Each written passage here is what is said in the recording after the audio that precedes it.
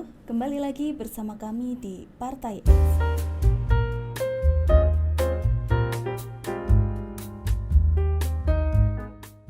Ada apa dengan para peternak susu di Indonesia? Kasus susu sapi di Indonesia saat ini mencerminkan berbagai tantangan dalam pengelolaan sumber daya alam dan kebijakan pertanian.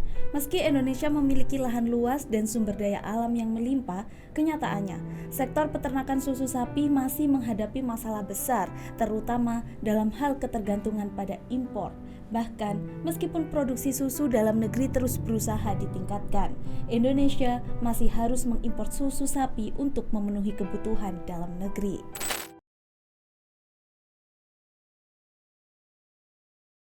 Pada 5 November 2024, Kementerian Pertanian Kementan mengumumkan rencana impor 1 juta sapi perah selama 5 tahun, mulai 2025 hingga 2029, untuk mendukung target pemenuhan kebutuhan susu nasional dan program makan bergizi gratis pemerintah. Rencana impor ini bertujuan untuk memenuhi proyeksi kebutuhan susu segar yang diperkirakan mencapai 8,5 juta ton pada tahun 2029. Berdasarkan peta jalan 2025 sampai 2029 yang disampaikan Menteri Pertanian Andi Amran Sulaiman, Indonesia berencana mengimpor hingga 1 juta sapi perah dari beberapa negara termasuk Australia, Brasil, Selandia Baru, Amerika Serikat, dan Meksiko. Sementara pemerintah berupaya memenuhi kebutuhan susu melalui impor, banyak peternak lokal di daerah seperti Boyolali menghadapi situasi sulit. Mereka terpaksa membuang ribuan liter susu karena pabrik pengelolaan susu membatasi kuota penerimaan susu dari peternak lokal. Hal ini menyebabkan penumpukan stok dan kerugian finansial yang signifikan bagi peternak.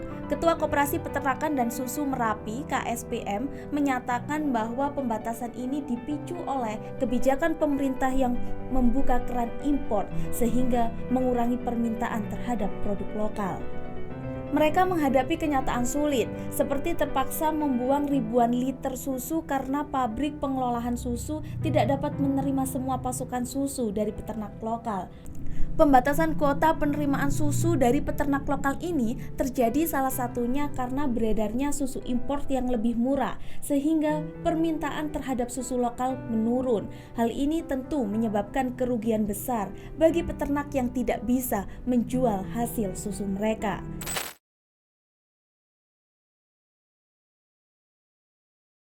Pemerintah berusaha untuk memenuhi kebutuhan gizi masyarakat, terutama melalui program makan bergizi gratis.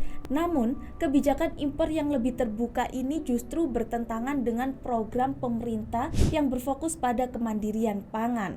Salah satu tujuan utama pemerintahan Prabowo Subianto adalah memperkuat ketahanan pangan dan meningkatkan daya saing ekonomi melalui hilirisasi dan industrialisasi sektor pertanian dan peternakan.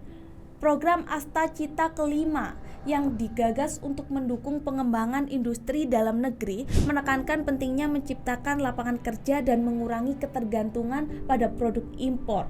Namun, dengan bergantung pada impor sapi perah dan susu, Indonesia justru kesulitan untuk mencapai tujuan tersebut. Krisis susu ini menuntut perhatian serius dari pemerintah untuk merumuskan kebijakan yang lebih berpihak pada peternak lokal. Dalam jangka pendek, impor sapi perah bisa menjadi solusi untuk memenuhi kebutuhan susu segar. Tetapi dalam jangka panjang, Indonesia perlu fokus pada peningkatan kapasitas produksi dalam negeri.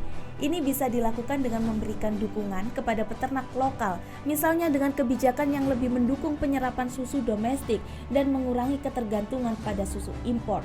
Dengan demikian, peternak lokal bisa tumbuh secara mandiri, memperbaiki kesejahteraan mereka, dan turut mendukung ekonomi nasional.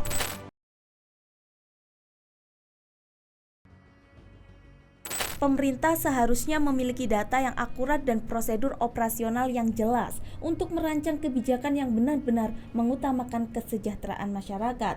Tanpa data yang tepat dan kebijakan yang sesuai, ada kekhawatiran bahwa pemerintah telah lebih memprioritaskan kepentingan pribadi atau kelompok tertentu daripada kesejahteraan peternak lokal. Untuk memenuhi kebutuhan susu segar dalam jangka pendek, impor sapi perah mungkin menjadi solusi sementara. Namun, dalam jangka panjang, fokus utama harus diarahkan pada peningkatan kapasitas produksi susu dalam negeri agar lebih mandiri. Kebijakan pemerintah yang membuka pintu untuk impor susu dan sapi perah seharusnya tidak hanya untuk memenuhi kebutuhan jangka pendek, tetapi juga harus mempertimbangkan dampaknya terhadap peternak lokal. Misalnya, ketidakstabilan harga susu dan penumpukan stok yang dialami peternak di Boyolali mencerminkan kegagalan dalam menciptakan kesejahteraan bagi masyarakat yang seharusnya menjadi tujuan utama pemerintah. Jika kebijakan tidak didasarkan pada masukan dari peternak lokal atau data yang akurat tentang kebutuhan pasar, maka keputusan yang diambil bisa merugikan banyak pihak. Contohnya, kebijakan pembatasan kuota susu dari peternak lokal yang diterima oleh pabrik pengolahan menunjukkan adanya kurangnya komunikasi antara pemerintah, industri, dan peternak. Hal ini menekankan pentingnya prosedur yang jelas dan data yang akurat agar kebijakan yang diambil lebih adil dan tepat sasaran.